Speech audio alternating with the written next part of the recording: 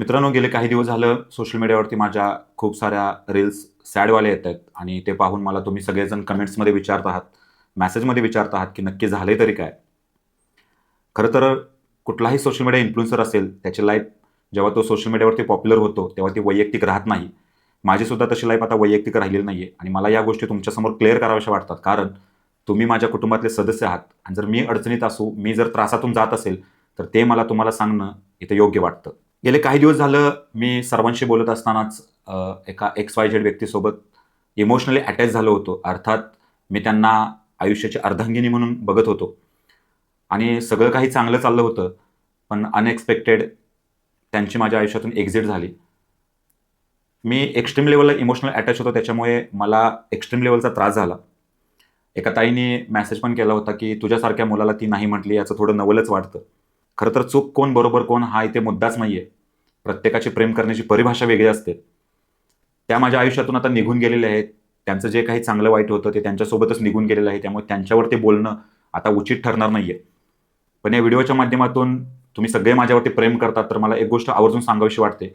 कमेंट्समध्ये तुमच्या भावना व्यक्त करा, परंतु त्या व्यक्तीला कधीच चुकीचं बोलू नका. काहीही चुकीचं बोलू नका. कारण आज जो रोहित पाटील तुमच्यासमोर बसलेला आहे, याच्यामध्ये सगळ्यात मोठा मला घडवण्यामध्ये सगळ्यात मोठा वाटा त्यांचा आहे. ती माझी दुसरी आई होती, असं म्हटलं तरी काय वावगं ठरणार नाही. कारण फॅमिलीपासून दूर मी पुण्यामध्ये राहतोय, परंतु माझ्या आईची जागा त्यांनी घेतली होती. हे सगळं होत असताना माझ्या ताईने मला फोन केला होता आणि ताई मला बोलून गेली, "एखाद्याचं आयुष्य उद्ध्वस्त करण्याची ताकद दादा तुझ्यामध्ये होती. तुझ्या डाव्या हाताचा खेळ होता तो. एखाद्याचं आयुष्य बरबाद करण्याची, एखाद्याचं अस्तित्व संपवण्याची ताकद तुझ्यामध्ये होती. तरीसुद्धा श्रीकृष्णासारखा तू शांत राहून सगळं सहन करत गेलास." ऑगस्टपासून साधारणतः 6-7 महिन्यामध्ये एक्स्ट्रीम लेव्हलचे अपडाऊन्स बघितले. कुठल्याही प्रकारचा व्यायाम न करता, काही न करता जवळपास माझं 7 ते 8 किलो वजन कमी होत असेल, तर तुम्ही विचार करू शकता, की ते डिप्रेशन, तो त्रास कुठल्या लेव्हलचा असेल. परंतु आता इथून पुढे आपल्याला पुढे जावं लागेल आणि मी आता त्याच्यातून पूर्णपणे सावरून बाहेर आलेलो आहे. तो विषयच अर्थात माझ्यासाठी संपलेला आहे.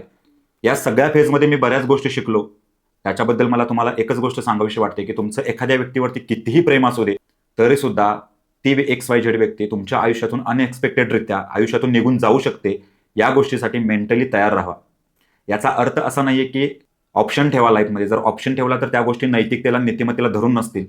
कारण आपण अशा फेजमध्ये असतो जिथे आपल्यावरती कुटुंबाची जबाबदारी असते, आयुष्यामधले कर्तव्य असतात आणि अशा फेजमध्ये जर अशा काही गोष्टी घडल्या, तर ते डिप्रेशन एक्स्ट्रीम लेव्हलचं असतं. कदाचित अशा सिच्युएशनमध्येच बरेच लोकं स्वतःला संपवून घेतात. या काळामध्ये तुम्ही माझ्यासोबत राहिलात, तुम्ही माझ्यावरती एवढं प्रेम केलं, तुम्ही माझी काळजी घेतली, आदराने विचारपूस केली, चौकशी केली, त्याबद्दल मी तुमचा आयुष्यभर ऋणी राहीन. तुमचाच रोहित पाटील.